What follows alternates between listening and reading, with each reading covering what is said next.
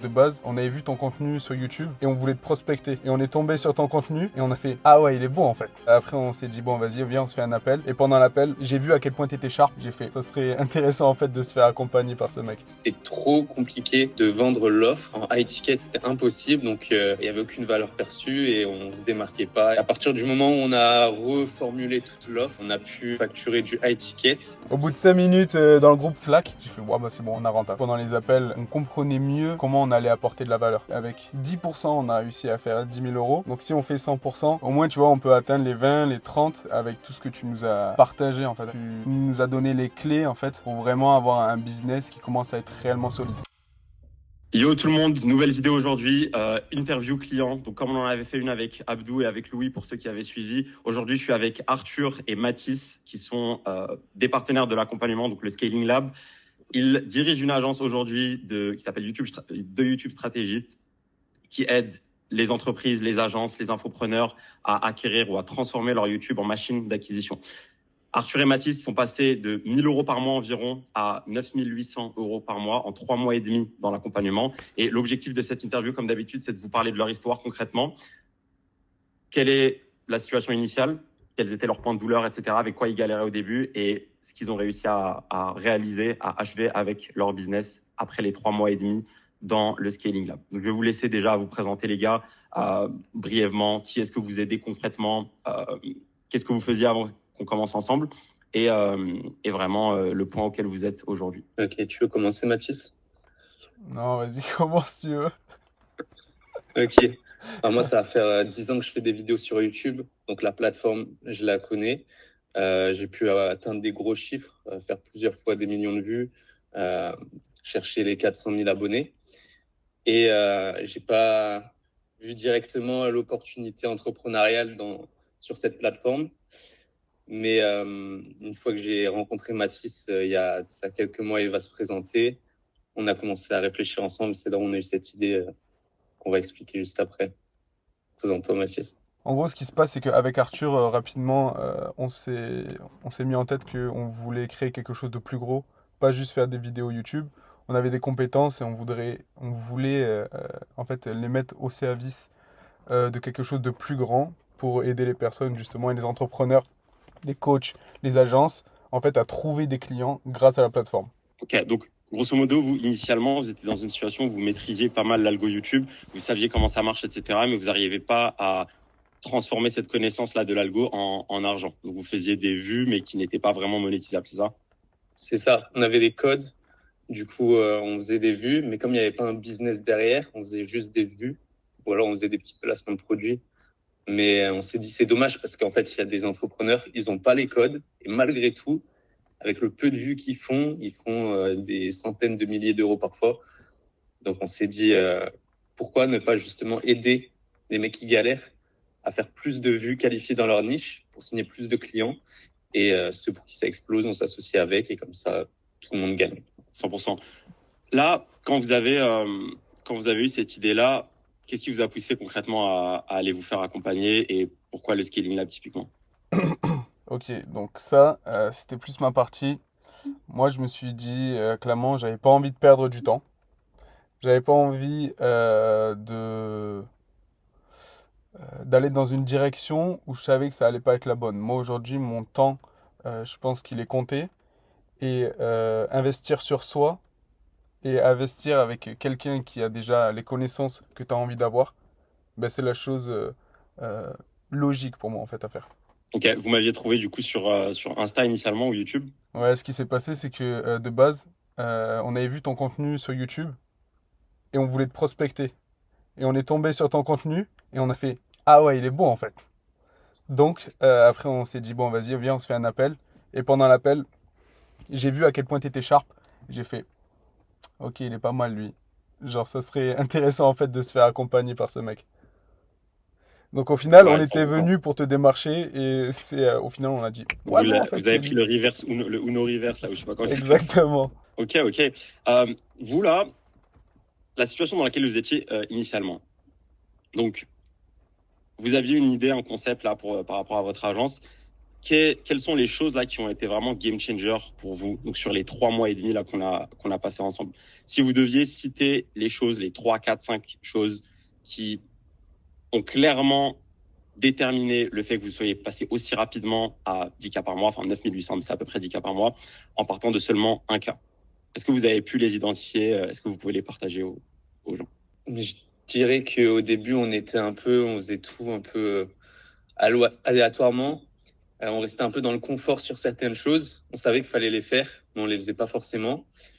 Et on va dire, tu nous as donné une liste de choses spécifiques à faire, de tâches, que ce soit au niveau des vidéos à poster, on va dire multiplateforme, même sur Instagram, YouTube, que de la prospection, enfin plein de petits objectifs où on était à des années-lumière de les atteindre. Et on s'est dit, bon, allez, on le fait, il n'y a pas d'excuses. Et s'il y a besoin de déléguer des choses pour pouvoir atteindre ces objectifs, on le fait.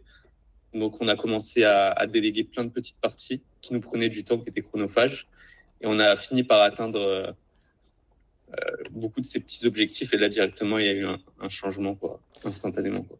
Ok. Vis-à-vis de votre offre, initialement, je me souviens que vous aviez du mal en fait à faire comprendre aux gens que vous n'étiez pas juste des monteurs YouTube ou des mecs qui faisaient des scripts, etc., mais que vous aidiez ces personnes-là à transformer leur YouTube en machine à acquisition. Est-ce que vous pouvez expliquer un petit peu ce changement, parce que je pense que ça a été vraiment un des trucs les plus importants pour vous, de passer de commodité, donc c'est des énièmes monteurs ou c'est des énièmes scripteurs, éditeurs, etc., vers OK, c'est des partenaires de croissance et c'est juste qu'ils utilisent YouTube comme machine d'acquisition. Est-ce que vous pouvez expliquer un petit peu cette transition-là et l'impact que ça a eu là-dessus? C'est vrai que au début, on parlait pendant les appels, on parlait limite plus du montage qu'on allait leur faire, de la miniature qu'on allait leur faire. Et donc, à leurs yeux, on était vraiment des freelances, des monteurs, des graphistes. Et du coup, c'était trop compliqué de vendre l'offre. En high ticket, c'était impossible. Donc, la valeur, il n'y avait aucune valeur perçue et on se démarquait pas. Ou alors, quand même on arrivait à vendre, c'était pour quelque chose d'ultra, de la production Ouais, c'est opérationnel, quoi. ultra opérationnelle. À partir du moment où on a reformulé toute l'offre, tout recentré, on a pu facturer du high ticket sur uniquement de la stratégie. Et ouais. En fait, la valeur perçue a été complètement différente. Et avec les informations que tu nous as apportées, dès le premier jour, je me souviens ce qui s'est passé quand tu nous as mis dans le groupe WhatsApp. Tu nous as dit, ah les gars, regardez, il y a ce mec-là qui fait ça. Il est aux États-Unis. Ah regardez les gars, il y a ce mec-là qui fait ça aux États-Unis. Vous arrivez à vous inspirer et un peu à copier les choses, certaines choses. Et alors, moi j'ai dit, ah ben ça y est, on a déjà rentabilisé l'accompagnement, tu vois. Ça, genre au bout de 5 Ouais, je minutes, m'en souviens. au bout de 5 minutes dans le groupe Slack, j'ai fait, ouais, bah c'est bon, on a rentable. Ouais, en fait, là, et c'est pour la plupart des gars de l'accompagnement, c'est ce que je vois, c'est que l'offre, mais vraiment, c'est le focus numéro un. Et c'est la base sur laquelle tout le reste va se reposer. Donc là, typiquement, vous, en fait, vous étiez dans une situation, et c'est ça qu'on a senti dès le début, où peu importe, en fait, les efforts marketing qu'on allait mettre en jeu, vous allez toujours être vus comme, je sais pas, des épiciers, quoi. Genre des mecs qui font du montage, qui font du scripting, etc. Et ça vous met dans une case un peu horrible de ok, je pourrais jamais pricer plus de 500 balles, plus de 1000 balles, plus de 1500 balles, etc. Parce que vous parlez jamais de la transformation. Ça, c'est vraiment quelque chose, je pense, qui a été hyper important. À la suite de ça, comment vous vous êtes senti vis-à-vis des calls et même de la prospection? C'est-à-dire quand on a repositionné votre offre vers donc une offre de type transformationnel, comment est-ce que vous avez vu du changement chez vos prospects et chez aussi les personnes avec qui vous avez booké des calls? Ouais, complètement. En fait, ce qui s'est passé, c'est que là, d'un coup, on savait plus ce qu'on allait vendre. Donc, du coup, pendant les appels, on comprenait mieux, en fait, comment on allait apporter de la valeur. Parce que c'est pas avec un simple montage ou quoi que ta vidéo elle explose, c'est avec toute une stratégie. Donc, on savait quelle était la finalité, en fait. Et à partir du moment où tu connais la finalité, ben, la personne, t'arrive facilement à lui dire. Tout le reste, on s'en fout, en fait. Ce qu'on va faire, c'est on va arriver ici ensemble. Et là, d'un coup, tu projettes la personne et c'est ça dont elle a besoin. Et toi, avec le long des appels qu'on a eus, tu nous as fait gagner du temps en nous disant, les gars, focus votre attention sur cette tâche. Focus votre attention sur cette tâche. Donc on s'est dit, ok, la prospection, on sait qu'on a ça à faire. Alors que tu vois, la prospection, à chaque fois on était là, on disait, ouais, bon, c'est pas grave, on a déjà YouTube, on va pas le faire. Et en fait, c'est vraiment complémentaire et nous, on n'arrivait pas encore à le comprendre. Il nous a dit, les gars, genre, il y a 50 DM à faire par jour. Si vous faites du contenu, en fait, vos DM, ils vont avoir plus d'impact. Donc, du coup, comme il y a le contenu, les gens vous connaissent, donc ça augmente le taux de closing. En fait, tout cet écosystème que tu mets en place et que tu viens nous transmettre, en fait, bah, il est vraiment ultra puissant, tu vois. Ouais, bah, c'est une bonne transition là vers la question suivante que j'avais pour vous. C'était bah, du coup vis-à-vis de la partie acquisition. Donc là, finalement, vous étiez dans une situation où, OK, vous aviez identifié l'avatar client avec lequel vous voulez travailler.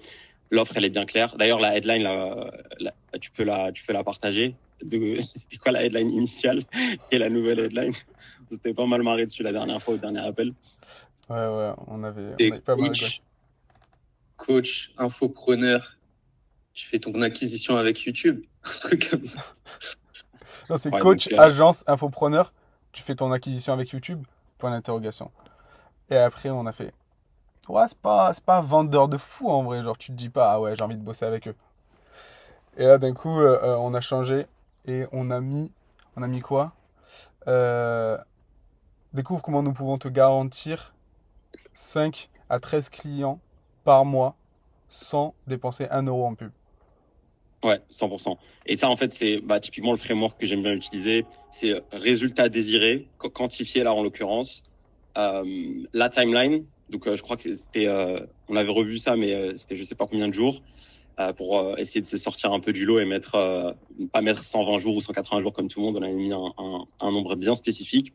Et derrière, le niveau de sacrifice qu'ils doivent mettre en jeu pour atteindre ce résultat. Donc là, eux, en l'occurrence, c'est sans avoir à dépenser en pub. On aurait même pu rajouter sans recruter. Bref, toutes les choses qu'ils n'auront pas à faire. Parce que YouTube, ça tourne tout seul. Et ça vraiment, c'est un truc sur lequel j'ai envie d'insister, c'est que votre positionnement, il va tout déterminer. C'est-à-dire la puissance de votre marketing, la portée de votre marketing, vos taux de conversion, tout repose sur l'offre, surtout au début. Donc du coup, pour rebondir sur ce que tu as dit, Mathis, vis-à-vis de la partie acquisition. Donc vous, initialement, vous comptiez uniquement sur YouTube, etc. pour faire ça.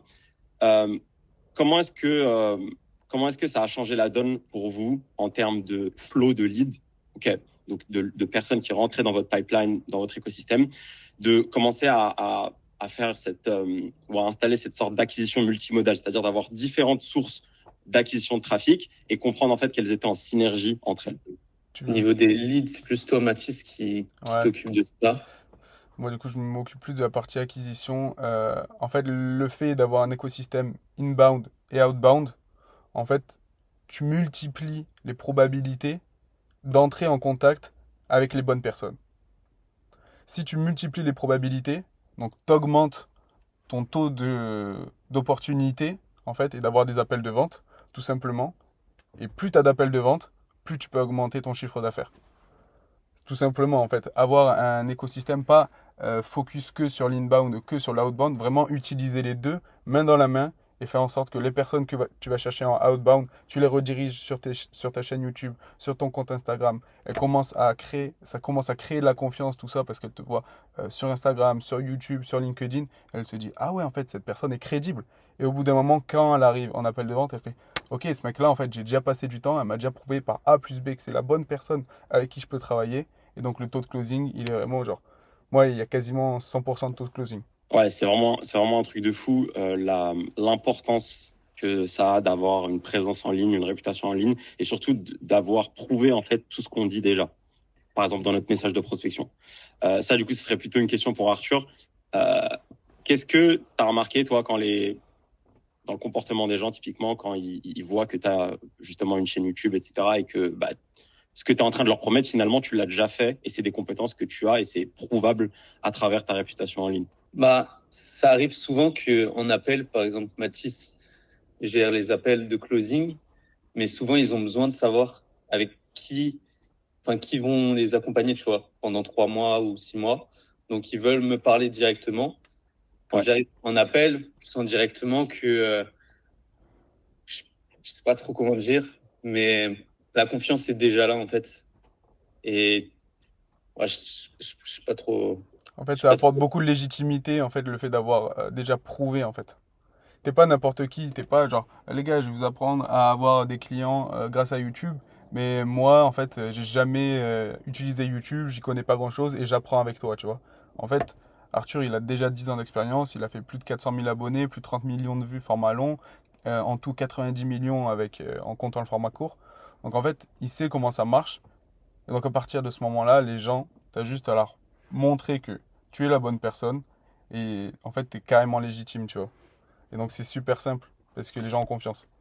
Ah, c'est pas vrai, hein, je suis pas d'accord. T'es pas d'accord? Vas-y. En fait, moi, je trouve qu'en vrai, ils s'en battent les couilles que t'aies fait. Enfin, pour moi, je trouve ils en ont rien à faire que t'aies fait 400 000 abonnés ou quoi. Parce que dans leur tête, bah, ils sont pas youtubeurs, ils sont entrepreneurs. Et ce qu'ils veulent voir, c'est des résultats d'entrepreneurs. Donc, en fait, quand j'arrive, la première chose qu'ils disent, c'est OK, c'est bien beau, mais est-ce que pour moi, ça marcherait? Et c'est là où, en fait, les témoignages, ils sont importants. Et ce qu'on a fait avec les autres clients, c'est important. Et moi, je suis juste, au final, une étude de cas parmi tant d'autres. Et mais s'il y avait uniquement ça, ça ne fonctionnerait pas. Au début, on n'avait que ça quand on a commencé parce qu'on n'avait pas de résultat client et ça ne marchait pas. Mais maintenant, c'est un élément différenciant. En vrai, je suis 100% d'accord. En fait, je pense que là, le point charnière, c'était de faire le lien entre l'étude de cas d'Arthur et comment est-ce qu'il allait utiliser ces compétences-là et les mêmes principes qu'il a utilisés lui pour atteindre X nombre d'abonnés. Ces mêmes principes, il allait les utiliser pour donc ces entrepreneurs-là pour générer cette fois-ci du lead. Et c'est là où il y a une grosse importance dans le fait de reframer son type de contenu. C'est-à-dire que là, c'est plus du contenu divertissement, c'est plus du contenu juste pour faire des vues et faire du mass market content. C'est du contenu qui est là pour aider X infopreneurs ou X coach à faire plus de leads. Et, Ouais. et c'est une très bonne transition en fait vers toute la partie social proof, parce que le gros avantage clairement que vous aviez, c'était que vous étiez votre propre social proof, mais comme l'a dit Arthur, il fallait montrer que ils allaient, C'est pas de la vous chance, n'alliez quoi. pas les aider à devenir une superstar, Ouais. à être famous. Vous allez les aider juste à générer du business. Et ça, c'était assez tricky. Est-ce que vous pouvez expliquer un petit peu le process par lequel on est passé, l'importance de la social proof surtout. Donc, si vous vous souvenez, enfin, vous vous souvenez probablement de tout début là quand on avait essayé de construire un Miro bien propre, etc. Les défauts qu'il y avait dessus, donc vous parliez beaucoup de vues, etc. On voulait aller chercher des métriques, des résultats quantifiables. Est-ce que vous pouvez partager vraiment tout ce que vous avez appris là-dessus vis-à-vis de l'importance de la social proof et comment bien framer la value qu'on peut apporter? Ouais, c'est vrai qu'au début, on axait vraiment tous nos témoignages sur peut-être les mauvaises datas, donc tout ce qui est vu, abonné, ce qui parle pas forcément le plus. Et on avait moins axé sur la conversion, donc on a un peu restructuré tout ça. Et on a essayé aussi d'améliorer. Donc quand on présente l'offre, et pas faire une énumération de 20 études de cas d'affilée, mais plutôt de lier ces études de cas aux différentes étapes de l'accompagnement pour que la personne elle comprenne mieux ce projet de plus. On a restructuré ça. Ouais. Mathis, vu que c'était toi qui faisait beaucoup les calls, c'est quoi les changements que tu as pu voir une fois que vous avez commencé à vraiment mettre en avant la social proof? Donc ça, c'est un truc qui revient beaucoup, notamment chez les gars qui me suivent juste sur YouTube ou sur Insta, etc. C'est qu'ils ont du mal un petit peu à comprendre l'importance énorme de la social proof comparé à, par exemple, je sais pas, une vidéo où juste tu montres ton système, etc. Qu'est-ce que tu as remarqué là-dessus? En fait, la, la base de la vente, c'est la confiance. À partir du moment où la personne, elle sent que tu es crédible, tu vas créer de la confiance. Si la personne, t'as beau lui dire, je vais t'aider à faire 1 million d'euros en 30 jours, mais que toi, t'as jamais fait d'argent, t'es pas crédible, tu vois, et elle te dit, ouais, ouais, d'accord, ça marche. En fait, jamais elle va passer avec toi. Par contre, si tu vois, t'es Alex Hormozy, tu dis, bon voilà, je sais ce qu'il faut faire, moi j'ai déjà monté plein de business qui ont explosé ou quoi, en fait, t'es crédible, t'es la bonne personne. Et aujourd'hui, quand tu montes des études de cas, tu montres que, en fait, t'as de la preuve en fait derrière toi, bah, tu crées cette confiance-là. Et sans cette confiance, bah, c'est vraiment beaucoup plus compliqué au début, en fait. C'est pour ça, au début, t'as pas assez d'études de cas, t'as pas assez de confiance, t'as pas assez de preuves. Et donc, si nous, on était notre seule preuve, mais ça suffisait pas. Donc, en fait, tu es obligé de, comme tu disais, c'est la zone du désert au début, quand t'as pas assez d'études de cas. Donc, tu es là, tu te dis, Ouais. putain, c'est compliqué et tout, on n'arrive pas à signer de clients. T'arrives pas à signer de clients parce que t'as pas signé de clients. Et donc, c'est ça le truc. Donc, en fait, il faut que tu arrives à amasser le plus d'études de cas, et c'est comme ça que tu crées la confiance et la crédibilité. 100%. En fait, nous, c'est ce qu'on avait pu faire au début à travers, par exemple, des offres à la performance ou avec des garanties, etc. L'idée, en fait, surtout là, pour les personnes qui regardent et qui sont dans cette zone-là du purgatoire, ce désert de leads, c'est de se dire que une bonne étude de cas, ça vaut beaucoup plus que de la thune, en fait. Ah oui. Une bonne étude de cas, c'est beaucoup plus que les 500 balles ou les 1500 balles que vous voulez lui presser. Mais Parce que même, l'étude de cas, elle va rester pour toujours en fait dans votre écosystème et ça va vous permettre de générer bien plus de clients. Et ça, c'est un truc que la plupart des débutants ont du mal à faire parce qu'ils veulent absolument faire de la thune, etc. au début. Fais-toi ton portfolio d'études de cas, etc. Et derrière, ça va aller vite. Par exemple, vous là, bah, c'est un très bon exemple parce que c'était pas comme ça, c'était pas linéaire. Ça allait de plus en plus vite. Pourquoi? Parce que bah il y a cette période un peu dégueu où vous êtes juste là à essayer d'amasser la social proof. On en parlait la dernière fois au dernier appel de coaching. Vous essayez aussi de comprendre comment interagir avec des clients, comment les rendre satisfaits. Bref, plein de trucs comme ça que vous pouvez juste pas deviner. Il faut juste faire la chose. ouais, Il faut exactement. en avoir l'expérience avant de maîtriser ça. Donc ça, je pense, c'est un point hyper important. Donc maintenant que vous avez atteint un peu la barre magique qui fait baver tout le monde, donc à peu près 10 cas par mois, 9800 euros, en moins de 30 jours, quels sont les objectifs là, sur, disons, les 3 à 6 prochains mois? Où est-ce que vous voulez aller? Et ouais. Au niveau revenu, Ouais, niveau revenu, est-ce que vous avez aussi des choses que vous avez remarquées vis-à-vis de vos clients? Par exemple, vous focus sur un certain type de client, maintenant que vous avez eu un peu d'expérience, et vous dire que, OK, on va double down sur ce type de client-là parce que c'est le client qui nous fait le 80-20 de notre revenu et qui sont les moins chiants. Voilà, quels sont un petit peu les projets à partir d'ici? Pour moi, il y a plusieurs objectifs. Déjà, si on doit être très honnête, on a appliqué au final 10% de tout ce que tu nous as dit d'appliquer parce que c'est dur déjà de tout mettre en place. Ça prend du temps. Comme Exactement. on a dit, la transformation, elle s'est faite sur 3 mois environ. Donc, ça prend du temps et on n'a pas pu tout mettre en place. C'est-à-dire qu'on a atteint ce résultat-là, mais on vise bien plus. Mais déjà, la première chose, ça va être d'essayer d'atteindre toutes les tâches. d'implémenter en fait tout ce dont tu nous as partagé en fait. Et donc déjà, première chose, de stabiliser 10 cas tous les mois. C'est bien de faire un mois, mais il faut le faire tous les mois. Et après, il faut monter. Donc, ouais. Ouais, vas-y, Mathis, tu voulais dire quelque chose? Ouais, donc implémenter tout ce que tu nous as dit, parce que là on a réussi avec 10%, on a réussi à faire 10 000 euros. Donc si on fait 100%, on va pas dire qu'on va faire 100 000 euros, mais au moins tu vois, on peut atteindre les 20, les 30, en fait, avec tout ce que tu nous as partagé, en fait, avec toutes les connaissances que tu as. Toi aujourd'hui, tu nous as donné les clés, en fait, pour vraiment avoir un business qui commence à être réellement solide. On n'est pas sur du freelancing où ah, je t'apprends à faire 2000 euros par mois. Là, on peut aller monter sur des gros chiffres. Et donc, ouais, il y a pas mal de plateformes en fait à aller chercher. Tout ce qui va être ads aussi, bombarder sur YouTube, faire encore plus de contenu, augmenter en fait le volume de partout. Et à partir du moment où tu es de plus en plus visible, bah, tu vas toucher les bonnes personnes. Et donc, les bonnes personnes, elles vont venir travailler chez toi. Et après, tu as juste à faire en sorte d'avoir un bon produit qui les fait rester chez toi. Et donc, on va continuer à travailler sur le marketing, sur le produit, pour essayer de créer quelque chose de beaucoup plus gros. Ouais, exactement. En fait, là c'est pour ça que j'appelle ça la période du purgatoire. C'est que quand tu es là entre, je sais pas, 3 et 8 cas par mois, tu vois pas trop le bout du tunnel, etc. Là, en fait, il y a plusieurs choses.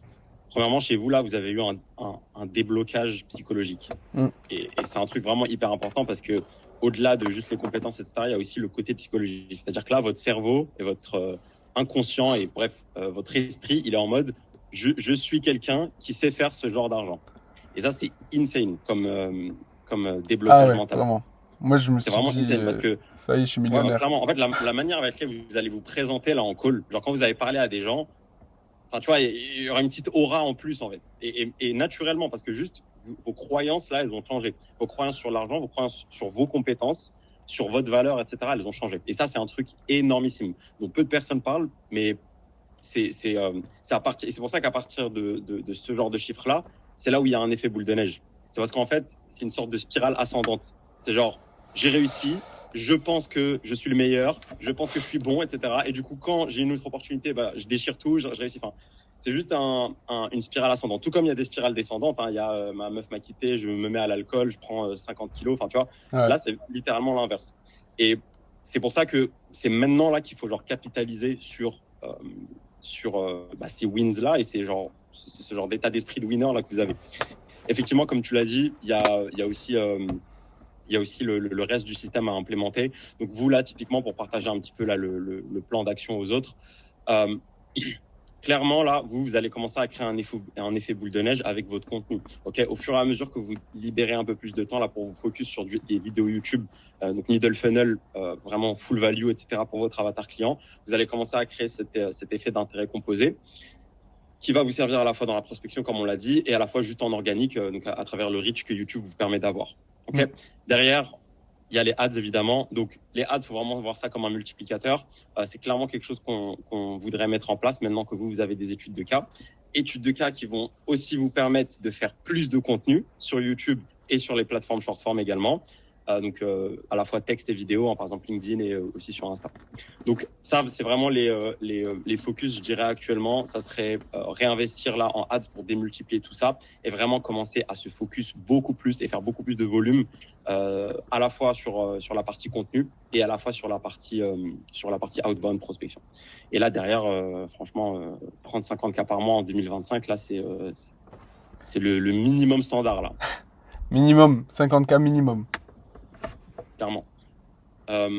Parfait. On va se finir sur une dernière touche, comme d'habitude.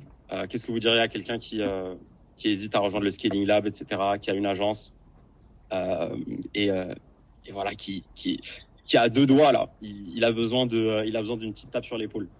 Pour moi, c'est comme tout, hein. Faut toujours être accompagné pour moi il y a des moments, moi, j'aime bien être seul et voir qu'est-ce que je peux faire seul pour trouver mes blocages. Et une fois que je me fais accompagner, savoir vraiment à quel endroit on peut axer des choses.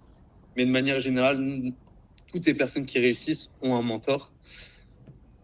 Donc, Abdé, il est très précis, il perd pas de temps. Et ça, c'est rare pendant les appels. La valeur, après chaque appel, bon, tu prends 1 heure pour digérer un peu les informations, comprendre ce que tu t'es pris dans la gueule. Tu vas faire une sieste. Et déjà, si tu as compris 10% de ce qu'il a dit, c'est bien. Si tu arrives à appliquer 5%, tu vois déjà des résultats. Donc, Abdé, c'est un bon mentor, je pense. Moi, en fait, aujourd'hui, tu as des objectifs. Tu as des objectifs qui sont grands. Tu te dis, ouais, moi, voilà, j'ai envie d'avoir une liberté financière. J'ai envie de gagner X euros par mois pour pouvoir aider ma mère, pour pouvoir aider mon frère, ma famille, mes amis. J'ai envie de pouvoir voyager. Mais en fait, qu'est-ce que tu mets en place réellement pour atteindre ça? Est-ce qu'aujourd'hui, se faire accompagner, mettre toutes les chances vraiment de son côté? Parce que si tu pars seul, tu mets pas toutes les chances de ton côté. Tu vas galérer, tu vas prendre plus de temps ou quoi. Aujourd'hui, moi, je me suis dit, je veux réellement en fait atteindre ces objectifs-là. Et pour me prouver déjà à moi-même que je veux les atteindre, eh ben genre, j'investis sur moi parce que je sais que je suis la personne qui va pouvoir atteindre ça. Et pour pouvoir atteindre ça, en fait, il faut mettre en place les actions et avoir en fait, faire les choix en fait que cette personne-là, ce millionnaire-là que je vais être, ferait. 100%. J'ai fait une vidéo là récemment là-dessus sur Insta et je pense que c'est un des points les plus sous-cotés, c'est d'agir comme la personne que tu rêves d'être agirait. Et vraiment, le passage à l'action, c'est probablement le truc qui brise les rêves de la plupart des gens. Ils meurent avec leurs rêves juste parce qu'ils ne sont pas assez passés à l'action. En tout cas, très très cool de vous avoir, les gars.